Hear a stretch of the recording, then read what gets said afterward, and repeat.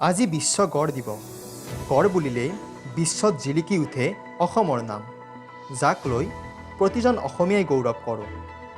অসমৰ এটা খৰ্গ থকা গড় বিশ্ববিখ্যাত। কাজিৰঙা, মানাহ, পবিতৰাকে ধৰি কেইবাখনো ৰাষ্ট্ৰীয় উদ্যান তথা অভয়াৰণ্যতে এশিঙীয়া গড় পোৱা যায়, যাক চাবলৈ প্ৰতি বছৰে হাজাৰ হাজাৰ দেশী বিদেশী পৰ্যটক অসমলৈ আহে। পিছে বহুকেইটা অন্ধবিশ্বাসৰ বাবে এই প্ৰাণীবিধ আজি দুষ্প্ৰাপ্য হোৱাৰ দিশত। প্ৰকৃতিপ্ৰেমী সংগঠনবোৰে এইবিধ প্ৰাণীক বচাবলৈ আজি অতিকৈ চিন্তিত। আহকচোন আমি সকলোৱে এই প্ৰাণীবিধৰ সংৰক্ষণৰ বাবে একেলগে আগবাঢ়োঁ। এটা খৰ্গযুক্ত গড়, the greater one horn rhino, আমাৰ ৰাজ্যৰ, আমাৰ অসমবাসীৰ স্বাভিমান সংস্কৃতিৰ প্ৰতীক। ই আমাৰ ৰাজ্যক বিশ্বত এক সুকীয়া পৰিচয় দিবলৈ সক্ষম হৈছে। আমি এই গড়ক লৈ আমি গৌৰৱ কৰোঁ। প্ৰতি বছৰে বিশ্বৰ বিভিন্ন প্ৰান্তৰ পৰা সহস্ৰাধিক পৰ্যটক কেৱল এই গড় চাবলৈ আমাৰ ৰাজ্যলৈ আহে। তাৰ পৰা আমাৰ পৰ্যটন যিটো উদ্যোগ, ই বহু পৰিমাণে আমাৰ গড়ৰ ওপৰত নিৰ্ভৰশীল হৈ উঠিছে। গতিকে গড়ৰ বাসস্থান যিবোৰ ঠাইত আমাৰ আছে, কাজিৰঙা ৰাষ্ট্ৰীয় উদ্যান, মানাহ, ওৰাং ৰাষ্ট্ৰীয় উদ্যান, আমাৰ পবিতৰা অভয়াৰণ্য, গতিকে তাত গড় কেন্দ্ৰিক পৰ্যটন গঢ় লৈ উঠিছে, এইটো আমি সকলোৱে দেখিছোঁ। এই গড়ৰ পৃথিৱীত 5টা প্ৰজাতি আছে। আমাৰ যি গড়টো আপোনালোকে জানেই, তাৰোপৰি 3টা প্ৰজাতিৰ খৰ্গ 2টাকৈ। সেই প্ৰজাতিকেইটা white rhino, black rhino, Sumatran rhino. তাৰ উপৰি আৰু এটা প্ৰজাতি আছে, আমি যাক জাভান ৰাইনো বুলি কওঁ। সেই প্ৰজাতিটোৰো কিন্তু খৰ্গ এটা। আমাৰ বহুত সময়তে আমি শুনিছিলোঁ বা বিশ্বাস কৰিছিলোঁ যে এটা খৰ্গ থকা গড় কেৱল অসমতে পায়। সেইটো নহয়। আমাৰ খৰ্গ ইয়াত যিটো গড় পায়, এটা খৰ্গ থকা গড়, সেইটো গড় অসমৰ উপৰি আমাৰ চুবুৰীয়া পশ্চিমবংগ, আমাৰ উত্তৰ প্ৰদেশ, তাৰোপৰি আমাৰ চুবুৰীয়া দেশ নেপালতো এই গড়টো পোৱা যায়। এই গড়ৰ এই মুহূৰ্তত আপোনালোকে সকলোৱে জানে যে গড়ৰ এটা সাংঘাতিক ভাবুকি হৈছে তাৰ চোৰাং চিকাৰ। আৰু চোৰাং চিকাৰৰ মূল কাৰণ হৈছে তাৰ খৰ্গটো। আৰু খৰ্গটোৰ বহুতে বিশ্বাস কৰে যে খৰ্গৰ কিছুমান বিভিন্ন গুণ আছে, ঔষধি গুণ আছে, অলৌকিক কিছুমান শক্তি আছে। ইয়াৰ সম্পূৰ্ণ ভিত্তিহীন কথা, তাৰ কোনো বৈজ্ঞানিক ভিত্তি নাই। এতিয়ালৈকে তেনেকুৱা ধৰণৰ কোনো প্ৰমাণ নাই। গড়ৰ খৰ্গটো হৈছে আপোনাৰ মোৰ এই চুলি আৰু নখৰ দৰে একে পদাৰ্থৰে গঠিত। সেইটোক আমি কেৰাটিন বুলি কওঁ। যদি গড়ৰ খৰ্গৰ যদি কিবা ঔষধি গুণ থাকিলেহেঁতেন, তেতিয়াহ'লে আপোনাৰ মোৰ এই চুলি বিক্ৰী কৰিও আমি কোটিপতি হ'ব পাৰিলোহেঁতেন। সেয়া এটা ভ্ৰান্তি, এটা অন্ধবিশ্বাস। গতিকে সেইটোত আপোনালোকে আগবাঢ়ি নাযাব। গড় বাচি থাকিব লাগিলে আপোনালোকৰ অকুণ্ঠ সহযোগিতা লাগিব। গড়ক যদি আমি ৰক্ষা কৰিব লাগে, তাৰ বাসস্থান আমি ৰক্ষা কৰিব লাগিব। সেই বাসস্থান ৰক্ষা কৰাৰ দায়িত্ব কেৱল বিভাগৰেই নহয়, মানে বন বিভাগৰেই নহয়।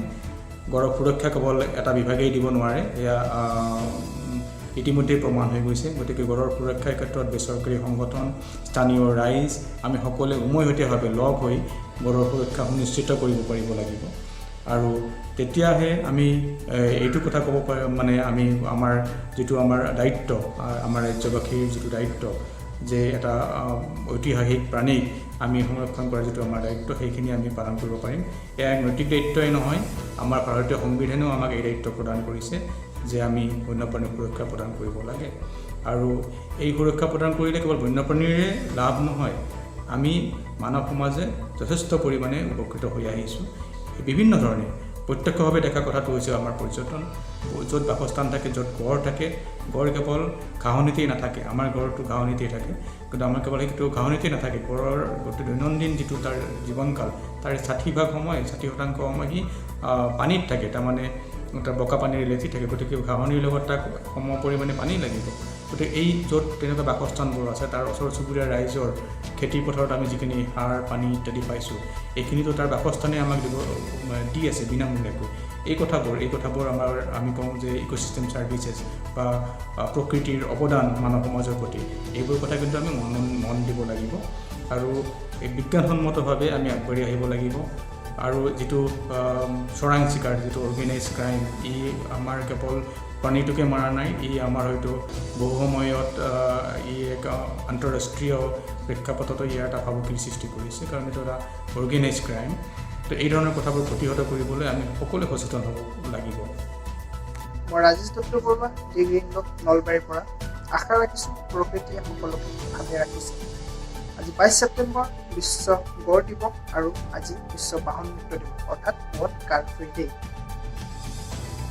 2010 চনত প্ৰথমতে বিশ্ব গড় দিৱস চাউথ আফ্ৰিকাত পালন কৰিছিলে। তাৰ পিছত 2011 চনৰ পৰা গোটেই বিশ্বত এই দিৱসটো পালন কৰি আহিছে। ইয়াৰ মূল উদ্দেশ্য হ'ল গড় সম্পৰ্কীয় সচেতনতা তথা ইয়াক সুৰক্ষা প্ৰদান কৰা। গোটেই বিশ্বত 5 প্ৰকাৰৰ গড় পোৱা যায়।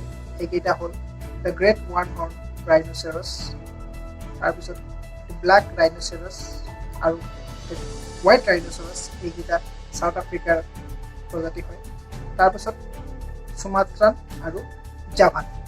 ইয়াৰে ভিতৰত জাভান প্ৰজাতিৰ গড়টোৰ সংখ্যা পৃথিৱীত আটাইতকৈ কম, প্ৰায় 50ৰ পৰা 60টা মানহে বৰ্তমান আছে।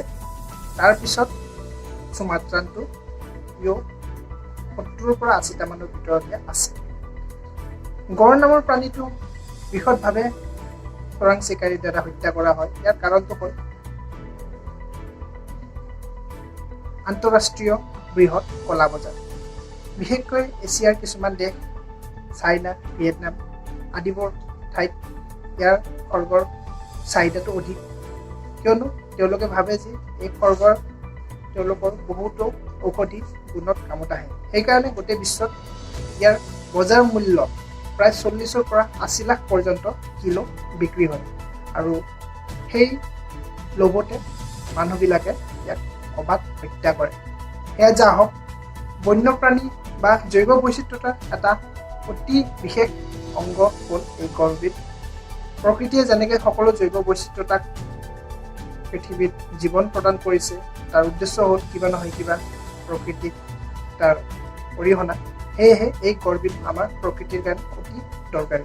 সেয়েহে আজি এই দিৱসৰ শুভেচ্ছাৰ লগতে আপোনালোকৰ মাজত থুলমূলকৈ এইখিনি কথা ব্যক্ত কৰিব পাই নিজক ধন্য মানিছোঁ।